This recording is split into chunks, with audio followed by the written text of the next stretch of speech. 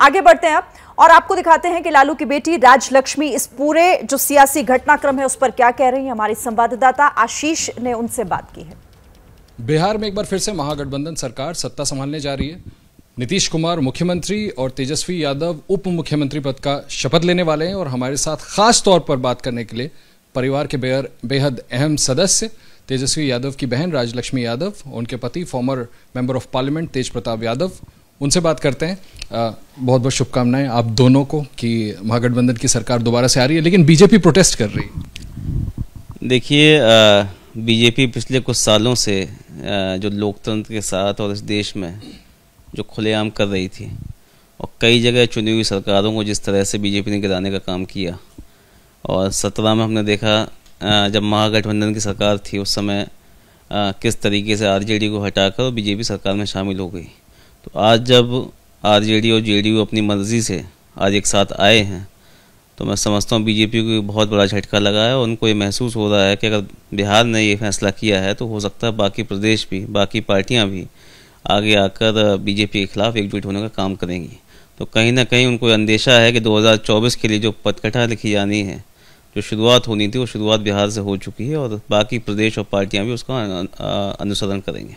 बड़ी बात आप कह रहे हैं कि 2024 के पटकथा की ये शुरुआत है।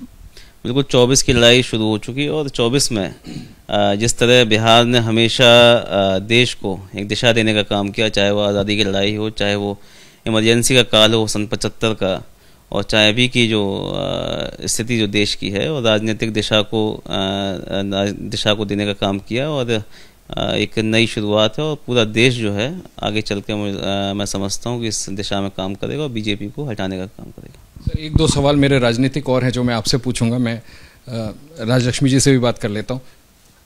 रक्षाबंधन का मौका है, भाई शपथ लेने जा रहे हैं, क्या कह रही हैं आप?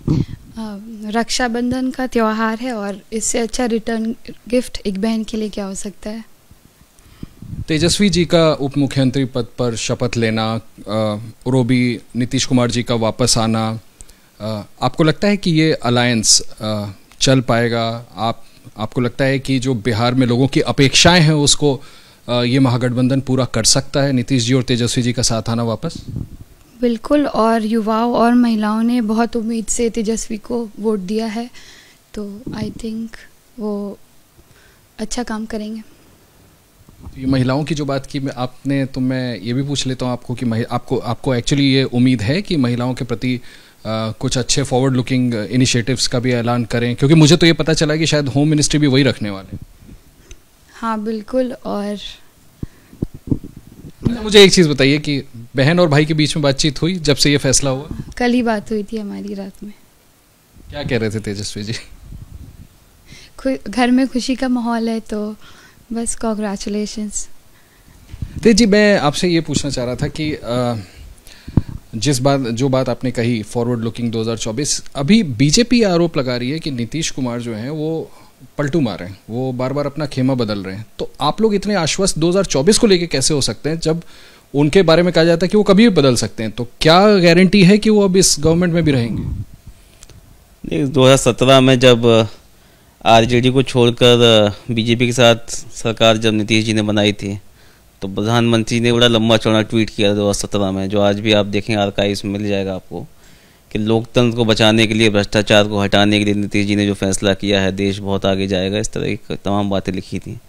तो मैं समझता हूँ आज भी उस ट्वीट को अगर हम रिट्वीट कर दें उसको आज, तो बिल्कुल देश को बचाने के लिए, और जो जिस तरह बेरोज़गारी और महंगाई की मार आज देश झेल रहा है और जिस तरह तानाशाही की ओर चंद लोग मिलकर इस देश को चलाना चाह रहे हैं और सत्ता को ज़बरदस्ती जो है अपने फैसलों को सत्ता के जरिए थोपते हैं लोगों के ऊपर, आज उसको चुनौती बिहार ने दी है और इसीलिए बीजेपी डरी हुई है। उनको लग रहा है कि जब बिहार ने चुनौती दे दी है तो बिहार के बाद और भी राज्य, चाहे बंगाल हो जो लगातार लड़ रहा है बीजेपी से, तमिलनाडु है, केरला है, तमाम ऐसे राज्य हैं जो अभी भी बीजेपी को अपने यहाँ स्थापित नहीं होने दे रहे हैं।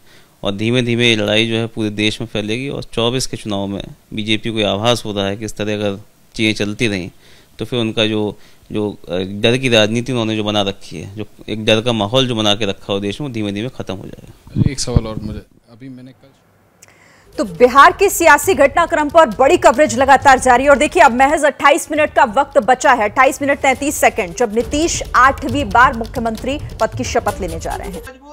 क्या मजबूरी है मेरी बताइए?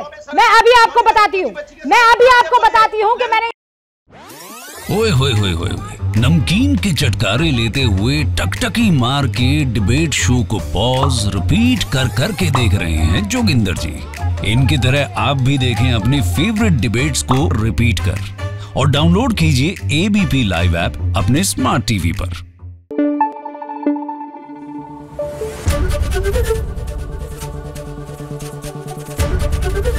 एबीपी न्यूज आपको रखे आगे।